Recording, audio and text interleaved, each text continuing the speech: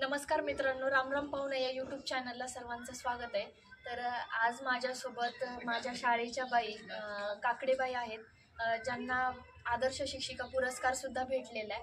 तसं आपल्या बाईंची मुलाखत घेणं म्हणजे अवघडच आहे, पण तरी पण त्यांचा काळ कसा होता शिक्षकांचा, तर ते आज आपण जाणून घेऊयात. नमस्कार बाई. नमस्कार. तुमची सुरुवात कशी झाली किंवा बालपणाचं शिक्षण कसं झालं तुमचं? माझं बालपण साध्या कुटुंबामध्ये झालेले आहे. माझ्या आईवडिलांनी शेतीत काम केले, त्यातून मला शिक्षणाचा मार्ग दाखवला. 6वी नंतर शाळा माझी बंद झाली होती, पण लग्नानंतर माझ्या पतीने मला 7वीचं शिक्षण त्यांच्या हाताखाली घेतलं. 7वी शिक्षण पूर्ण केलं. त्यानंतर मला 2 वर्षे ट्रेनिंग कॉलेजला कमला नेहरू अध्यापक विद्यालय येथे माझं 2 वर्ष ट्रेनिंग कॉलेज झालं. त्याच्या अगोदरचा काळ म्हणजे सांगायचं राहिलं, मला लग्नानंतर 1 वर्षाचाच मुलगा झाला. मुलाला घरी ठेवून माझं 2 वर्ष ट्रेनिंग झालं. त्यानंतर 1969ला ट्रेनिंग सुटलं. 1 वर्ष खाली गेले. 71ला मला सर्व्हिस लागली. 9/9/71ला ते मडेवडगाव येथे सर्व्हिस लागले. तिथे 9 वर्ष झाले. आणि त्यानंतर गाव बदललं. खेडेगावाचं बांगाऱ्यामध्ये गेले 2 वर्षे. तिथे नंतर आडळगाव येथे घेतली. आडळगाव नंतर तिथून 2 महिने सर्व्हिस केली. आणि मग 1980 साली आळसुंदा इथे आलो. आळसुंदा इथे आल्यानंतर तिथं 4-5 वर्ष सर्व्हिस झाली. आणि 1985 साली भांडेवाडी येथे प्रवेश केला शाळेमध्ये. म्हणजे तुमच्या या संघर्षात पूर्ण तुमच्या पतींची मोठी साथ होती. आणि दोघांची सर्व्हिस आमची शेवटपर्यंत म्हणजे एकाच पाकिटामध्ये आम्हाला ऑर्डर येते. तुमच्या कुटुंबाला तर कोण कोण शिक्षक आहे? माझ्या मुलींना शिकवल्यानंतर माझ्या 3, एक मुलगी MSc B.Ed आहे, दुसरी मुलगी MA B.Ed आहे, तिसरी मुलगी MA B.Ed आहे, आणि मुलगा हायस्कूल टीचर आहे, आणि मुलगी एक शेवटची डॉक्टरनी BMS. कर्जत भांडेवाडीमध्ये तुमचा बराच मोठा काळ गेला, तर तिथल्या काय आठवणी सांगताल? किंवा आत्ताचं शिक्षण आणि पूर्वीचं शिक्षण जिल्हा परिषदेचं? जिल्हा परिषद शिक्षण आता पूर्वीचा काळ कसा होता, समाजामध्ये शिक्षकाला जास्त लोक जेव्हा म्हणजे माझ्या दृष्टीने पाहते मी किंमत देतात किंवा नाही, पण मला माझी सुरुवात त्या भांडेवाडीमध्ये झाली. त्या लोकांनी मला खूप सहकार्य केलं आणि मला सुद्धा मुलांमुळं मोठेपण मिळालं आणि माझ्या हातून मुलं पण घडले. मी फक्त विद्यार्थी आणि वर्ग एवढंच पाहत होते. मी बाकी कसल्याही दुसऱ्या गोष्टीकडे लक्ष देत नव्हते. माझ्या हातून मुलं पण चांगले घडले.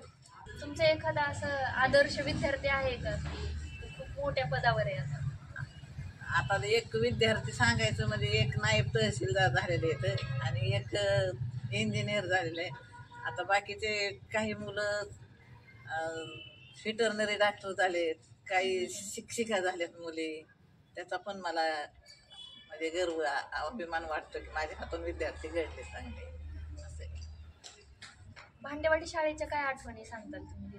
भांडेवाडी शाळेच्या आठवणी मला सांगायचे की जुने माणसं मला ना, मी 20 वर्ष सर्व्हिस केली, पण या 20 वर्षा काळामध्ये मला अशी कोणीही असं वाईट म्हणलेले नाही आणि मी कोणाच्या अशी घरी कधी कोणाच्या गेलेलं नाही. फक्त 26 जानेवारी आणि 15 ऑगस्ट या दिवशी ग्राम शिक्षण समिती सदस्य असायचे 2-3 व्यक्ती असे ठराविक, त्यांच्याच घरी फक्त. 1992 साली शिक्षणाधिकाऱ्यांनी सहज बोलता बोलता बदली केली की बघू बरं काय होतं या बाईची बदली केल्यानंतर.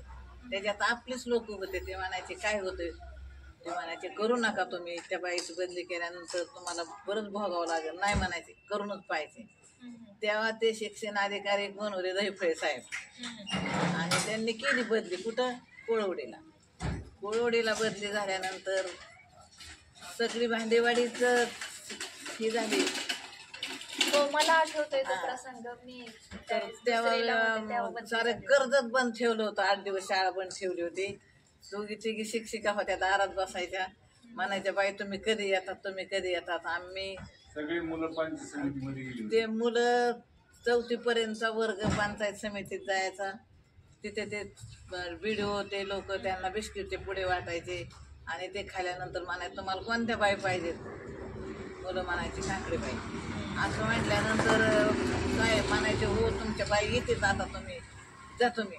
आणि मुलं शाळेत गेल्यानंतर आम्ही नसले की पोरं नाराज व्हायचे. आणि नंतर मग सभापती साहेब बोलले त्यांना तुम्ही मुलांनी शिकायचा का त्यांच्या भावना ओळखता का. असा हा अनुभव आहे. आणि नंतर मग ऑर्डर हातामध्ये न देताच मला सांगितलं हजर व्हा म्हणून. सुरुवातीच्या 1983ला शाळा ती सुरू झाली आणि 84 आणि 85ला मी तिथे गेल्यानंतर फक्त 19च मुलं होते, पहिली आणि दुसरी. त्यानंतर मुलांची संख्या वाढत गेली. मग वाहिल्यानंतर मी 3रीचा वर्ग सुरू केला. माझे सहकारी म्हणायचे काय करायचे बाई आपल्याला 3रीचा वर्ग काढून. पण मी काही त्यांचं ऐकलं नाही. मी 3रीचा वर्ग काढला. 1.5 खानाचीच खोली होती त्याच्यातच मी वर्ग चालवत होते. शाळा वाढवण्याचा खूप मोठा वाटा. आणि त्यानंतर द्यायचे मला त्रास काय पालक. पण त्यातूनही मी तो सोडून द्यायचे की जाऊ दे अशिक्षित लोक येतं त्यांना आपण समजून घ्यायचं पुढं चालायचं.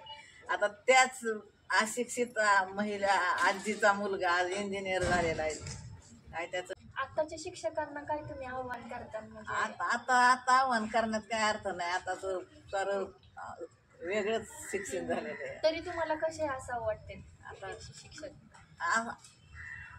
जातीवंत शिक्षक कसे असतात ते असं ओरिजिनल मध्ये कसं आहे मुलांना शिकवणं तळमळीचं ते वेगळंच राहतं. पण आता ते तशी स्थिती नाही राहिलेली नाही.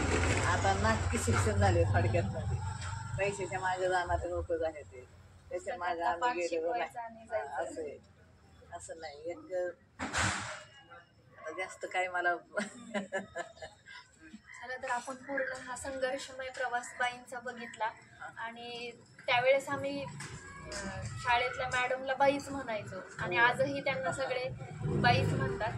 एक आदर्श शिक्षक पुरस्कार ज्यांनी नाकारला आणि ज्यांचं असं म्हणणं आहे की जो मला विद्यार्थ्यांकडून माझ्या घडलेल्या विद्यार्थ्यांकडून सन्मान मिळतोय तोच माझ्यासाठी खूप मोठा पुरस्कार आहे. त्यामुळे त्यांनी तो पुरस्कारही नाकारला. म्हणजे माझ्याकडून तर सलाम माझ्या बाईंना. धन्यवाद. 1964 साली माझे वडील माझ्यासाठी सोयरी पाहत होते.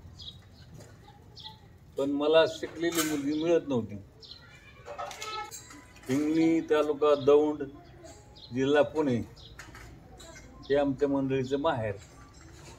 तिथे मुलगी पाहण्यासाठी गेलो. 6वी पास असल्यामुळं 1964 लग्न झालं आणि तिला मी मडेवडगाव येथे माझ्या हाताखाली 7वी वर्गात हाताखाली शिकवलं. ती चांगल्या मार्काने पास झाली. ज्या शाळेत ती शिकली त्या शाळेत सर्व्हिसला लागली. त्याच्यामुळं लोक तो आला आणि आमच्याकडे पाहत होते. तसं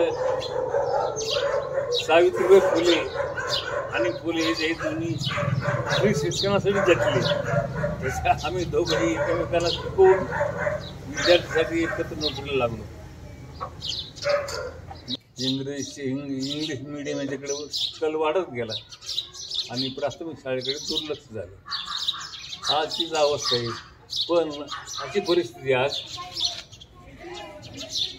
लोकांना इंग्रजी शाळेपेक्षा मराठी शाळेचा जिल्हा परिषद शाळेची आवड सुरू झालेली आणि तिकडे गर्दी वाढत चालली. पुढचा काळ कसा असेल पुढचा काळ कसा असेल जिल्हा परिषदसाठी. जिल्हा परिषद पुढचा काळ उर्जित अवस्थेत आल्याशिवाय राहणार नाही.